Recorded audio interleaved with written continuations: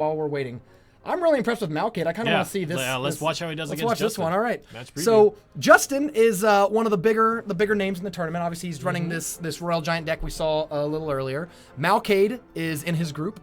So they're battling. This was, of course, the top seed in the group of death against the lowest seed in the group of death. Yeah. And Justin's no pushover, right? Wow, look at this deck. It's not a mirror, but they both have Inferno Tower, Royal Giant, Princess, Zap. I actually I favor Justin here because of the Elixir Collector. The Elixir, and we talked about how you didn't like Royal Giant without Elixir Collector. Yeah, I don't, sorry. Malcaide is playing a very aggressive set, but after watching that game against Pompeo and seeing how this deck plays out, I think Malcaide is making the right decisions to make it work for him.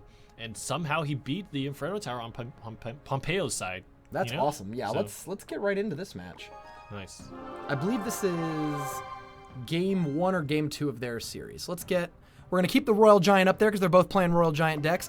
Pompeo, we're going to take you down and put up Malcaide again. Malcaide, really impressive. Again, one of the most veteran tournament players that we've seen. I'll keep the Royal Giant and Princess up there because both players are playing it, and I think it's good to see the stats for both. Yeah.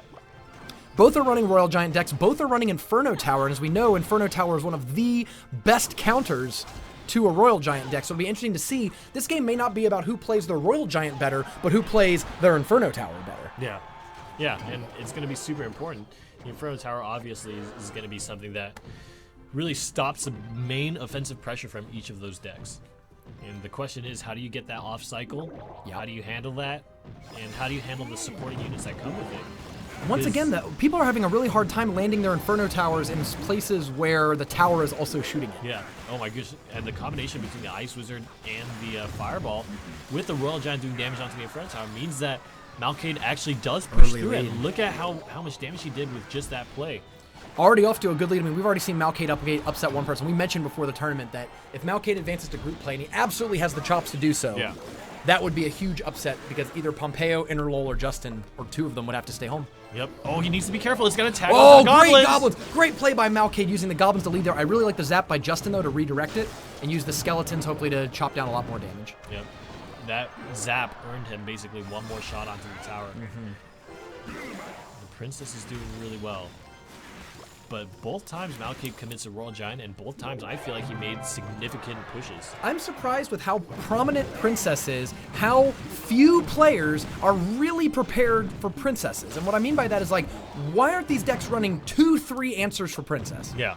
Fireballer, Arrower, Miner her, something, right? Like, I think too many people are relying on casting goblins or spear goblins at the river to kill her, and what happens is those either get zapped away, or you just let the Princess attack on defense way too many times. She never actually gets to the river. I like that. Great. The Valkyrie's going to distract for a little bit and buy some time on that Royal Giant. The Inferno Tower should not heat up enough, I don't think, to kill him. Yep. Does a bit, and that's a pretty healthy Royal Giant pushing through. Oh, look at that Fireball, though. It does miss the Ice Wizard, which helps. Good answer by Justin, and he's finally putting himself on the board, catches up in tower health, but the Elixir is kind of, the Royal Giant in the card cycle is kind of in Malcaide's court right now.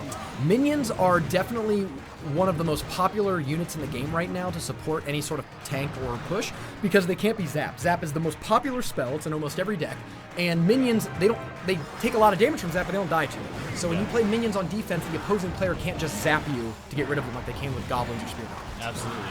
And it's less expensive than its Minion Horde alternative, which was previously, I think, a card that a lot of people really, really liked, but they realized that they could get much the same effect without paying the extra 2 Elixir cost.